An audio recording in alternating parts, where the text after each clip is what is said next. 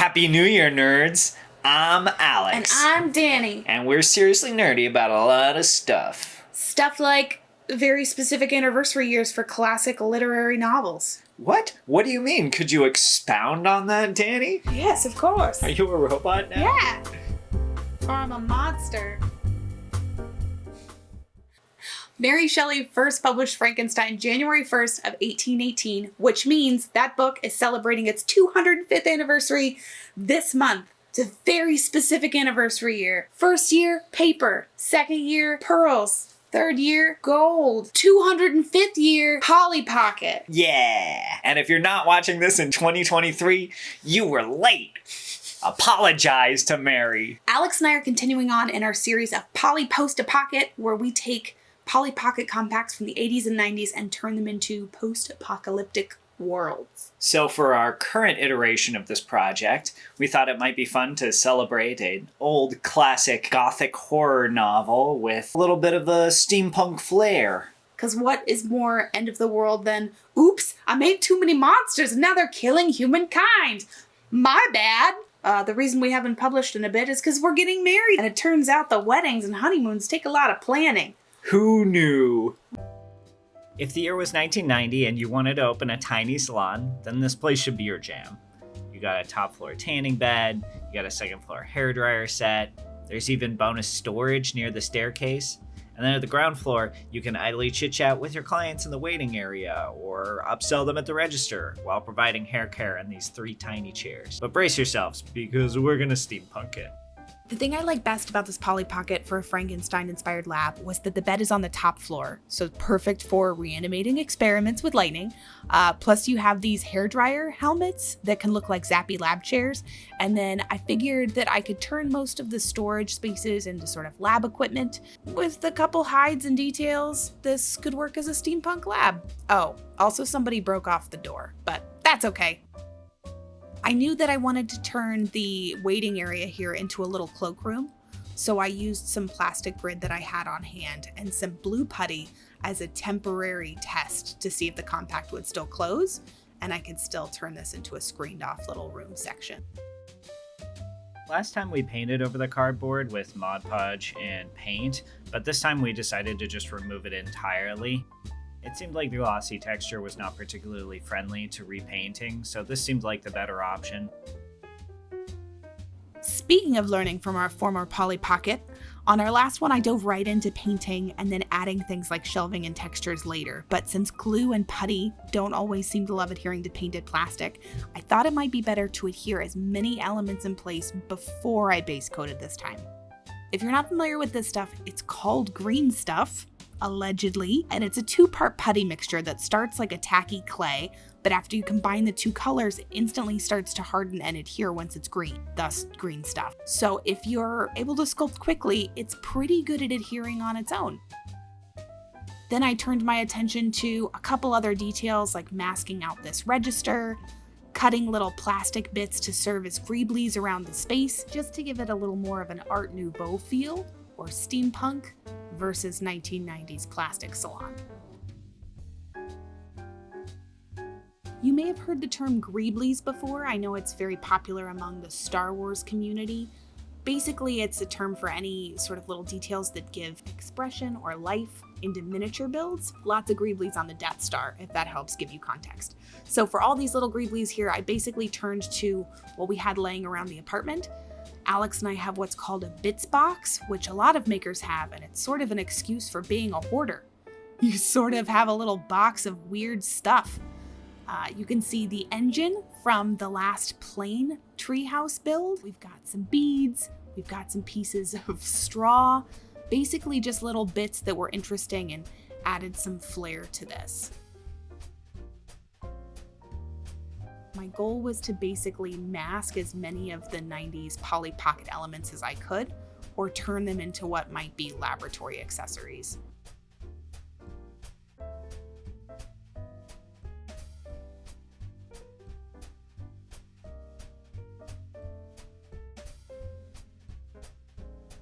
And then you'll see I stole the nose of a little AT-AT or AT-AT here for the corner And then these are actually the pieces that inspired the entire build. These are little scrapbooking cogs that we found at our craft store, and they were sort of the jumping off point for the entire build because they are the perfect Polly Pocket scale to be big steampunk cogs. We placed them all over the Polly Pocket, even in the depths and the background that don't, get a lot of visibility in the final build, just because they give such a cool industrial vibe that really makes you believe maybe this is some sort of a lab that was able to crank up enough energy to reanimate some corpse babies and turn them into Franken monsters.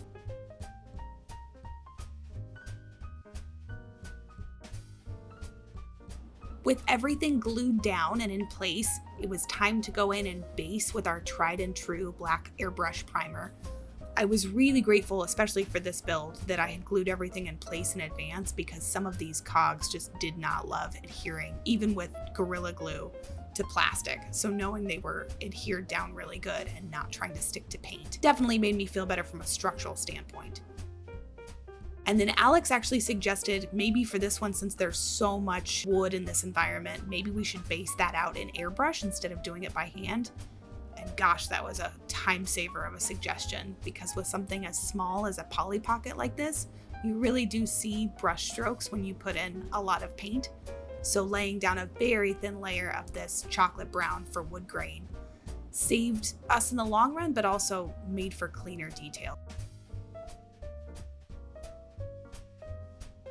I couldn't just leave it as brown wood though, because I'm a crazy person. So I went in with a detail brush and a couple different shades of brown to add some wood grain in so that it didn't read as a chocolate laboratory. Oh, that would have been a great idea. But no. This is in fact a spoopy Frankenstein laboratory covered in very fancy wood, mahogany, or something like a hard oak.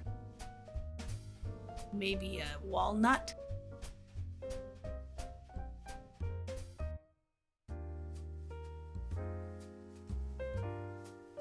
One thing I did with this build that was a little bit different from previous builds is I started with a mood board just to sort of inform my color decisions throughout the space, and that also saved me from repainting the same piece several times because I hated the color.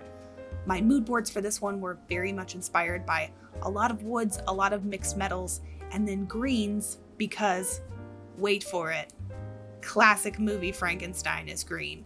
So you'll see a lot of olives and sort of a lot of bright clover greens in this space, in addition to your neutral countertops. And then I love the steampunk aesthetic has so many different mixed metals. So you'll see copper next to gold, next to silver, and that was a really fun aesthetic to play in.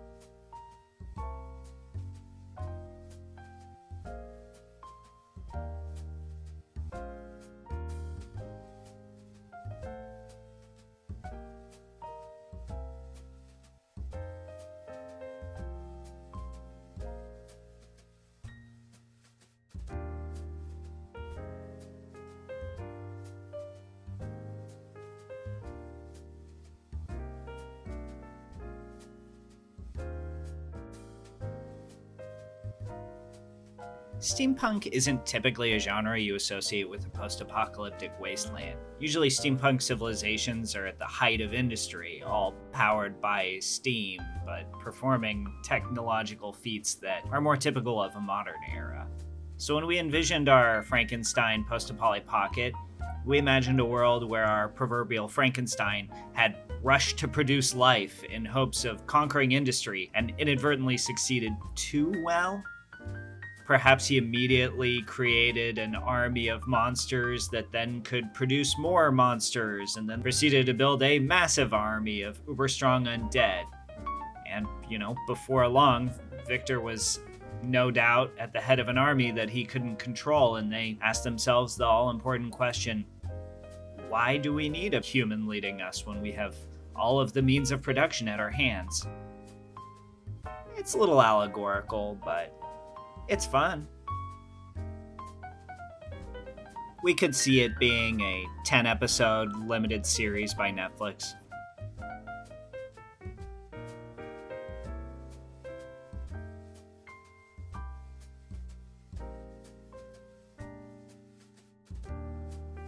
So I knew I had concrete floor in place, but something about this environment just felt like it called for something a little fancier.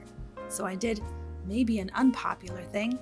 I took a plastic name tag that I had from an event and I cut it into tiny tile squares. I loved it because it had a shiny feel and a little bit of a different blue texture that could look like teeny tiny tile. So I snipped it into these squares and placed it with tacky glue just like you would actually tile a floor.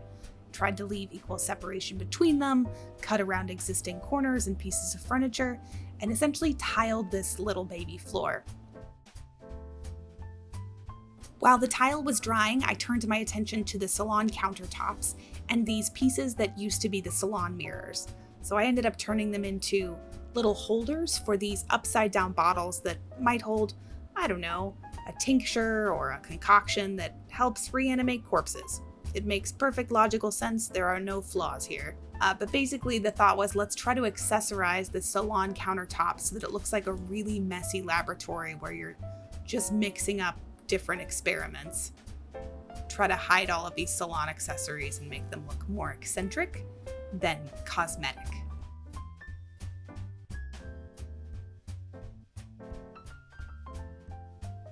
I also decided at this point that I wanted to add a little more of that steampunky Art Nouveau architecture in. So I took some of these H-beams and dotted glue to resemble metal studs, and then curved a little piece of styrene just to make an archway near the staircase here. I also did something we don't frequently do, which is modify the actual architecture of the Polly Pocket, because, say it with me, there's never any way to get upstairs in a Polly Pocket. It's very important to me that we add some sort of a ladder or a staircase to all of these builds. So in this case, the Polly Pocket came with a staircase up to the second floor. There was no way to get to the third floor, and a ladder seemed like the right call.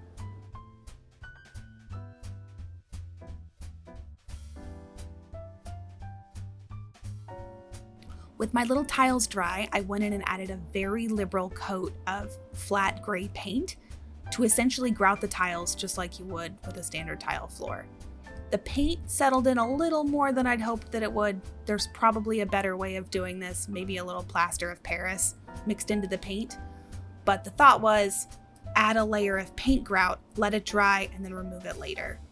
And again, I never like to use paint drying time as an excuse to stop working, so as the tile grout paint dried, I moved back over to accessories and brightened up some areas that needed a little more detail. I had a very thin, clear plastic tube that I knew if I cut into pieces could resemble a test tube. So using a coffee stirrer and this little tiny plastic tube, I thought maybe I could make a test tube holder. Is it perfect? Nope. Is it convincing? Kinda. But it's awfully cute. At this point, Danny cut a bunch of little tiny pieces of paper that I guess are going to be Victor Frankenstein's notes, but then I think she forgot about them because they just sit there for a while, but she'll come back to them. So we cut tiny papers and we don't use them for several days. Totally normal. But what we do use is pieces of old jewelry, just because I felt like this upstairs tanning bed needed a little more detail. And then I went a little crazy with steampunk cogs because steampunk cogs. I wasn't sure if this would work, but I was very hopeful that it would. I knew I needed to turn those screens into actual screens and not just grid work. So I tacky glued on some yellow tissue paper, and fortunately it was thin enough that with a little more watered down glue, it became transparent and stuck right up to the grid so that you could see through it on either side. Victory. Now I know this happy little laboratory's looking good, but we gotta distress it because it's been sitting for a long time. Get ready for some gunk.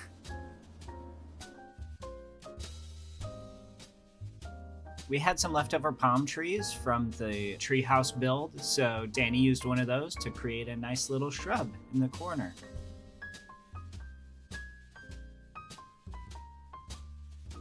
So just like with a real tile floor, you've got to remove the grout after you place it on top of the tiles, and a little bit of nail polish remover and a Q-tip work just fine. So I'm essentially removing the paint just from these clear plastic tiles and leaving the paint in between them. The end result was pretty good. The neat thing is that if you tilt the tiles to the side, they still have the shine they retained. But because we're in this sort of post-apoc world, they don't get to stay super clean. So I want them to look like very dirty, abandoned tiles.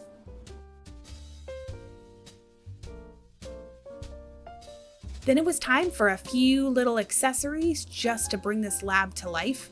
They were things that I knew needed to be more detailed than what I could get had I based it in black with the initial build. So it's things like a skull, a little explorer's knapsack,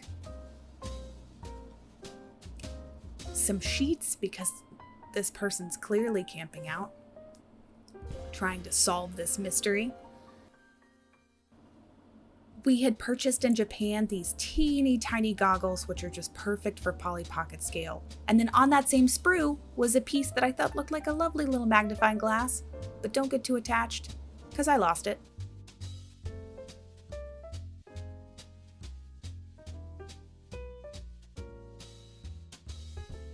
That's right, you can see the magnifying glass, but it never made it into the build. So if you ever see it on a future build, you know, I finally found it, but for this one, it's gone. RIP magnifying glass. But all of your other cute little bottle and goggle brethren made it.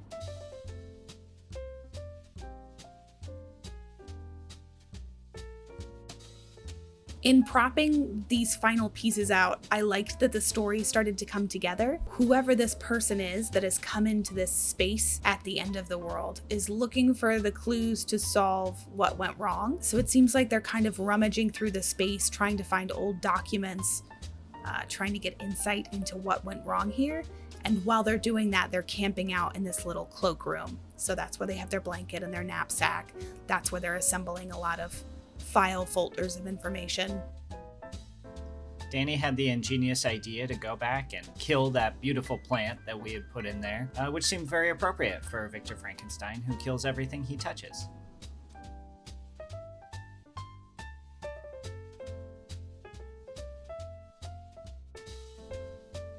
And then, as with most builds, my last steps are just to add even more weathering and detail. It's one of those things that really brings a space to life.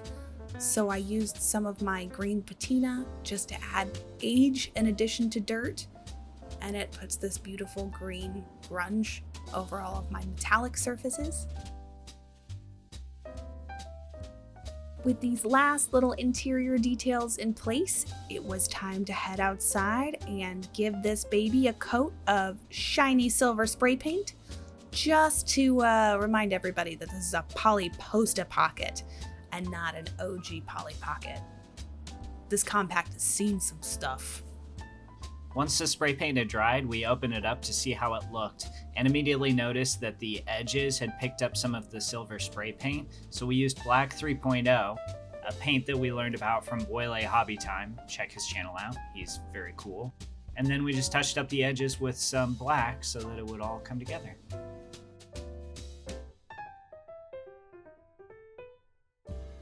Nothing stays pristine in the world of Polly Post Apoc-ket. It is the end of the world, after all. So we went in as a final step and just knocked down that very shiny silver paint with some patina, some mud effects, and a little bit of shading, just to bring out some of that end of the world character.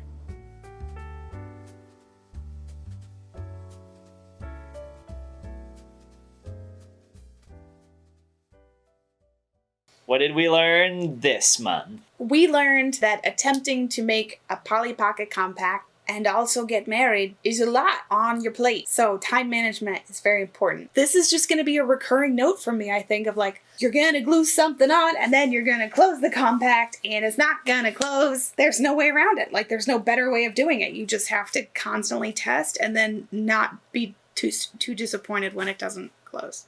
This time we printed some resin bottles to use, and those have been working out pretty excellently. We're really hoping to get our own resin printer someday soon so that we can do this all the time. Until then, I had the benefit of using my mom's resin printer. Well. Big flex. We dream of a perfect workshop of our very own, just like Frankenstein did. Uh-oh. One of the things that I learned in trying to outfit what was a very plasticky 1990s interior is you can add little details that change the architecture or the sculpts of the furniture, but you do have to do it, otherwise it all just looks like bubbly 1990s furniture. So it took a little extra effort, but I think it was well worth it in the end. This is our first video of 2023, and we're so excited to continue making more. Thank you so much for hanging in here with us. Thank you for celebrating being a nerd, because that's really important. And we want to celebrate you also, so tell us what you're doing for 2023 in the comments. Set some goals. Make some projects. What do you want to see? What do you want to do? What's your social security number? No, stop getting people's social security numbers. One time. We'll give them back, we promise. All right, you've heard enough yapping out of us. Let's roll that final footage.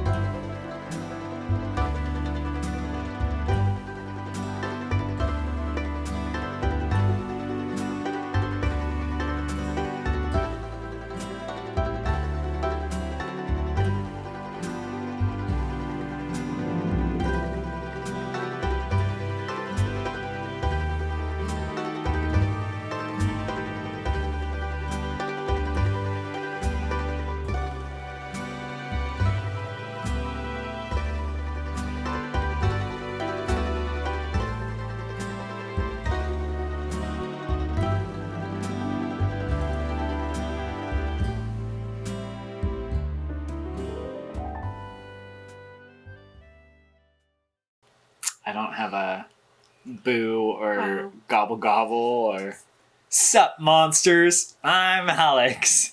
The internet loves steampunk. The internet's going to love be it. so excited about this. Someone tell the internet. You weren't going through a long craft drought.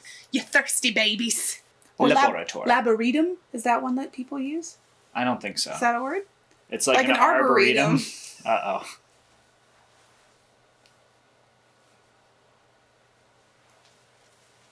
Like a cat. It's alive! It's alive! Read Frankenstein for the sled dogs. They're in one scene. What did we... Oh, Okay, Google. I didn't know if write the you're sheet like, oh, music. that's from Blue's Clues. no. That's from Alex Clues. Stop the Let's timer. roll that final footage. So we go. Okay, Google. Stop the timer. I'm gonna unplug her. Just like they unplugged Frankenstein's monster.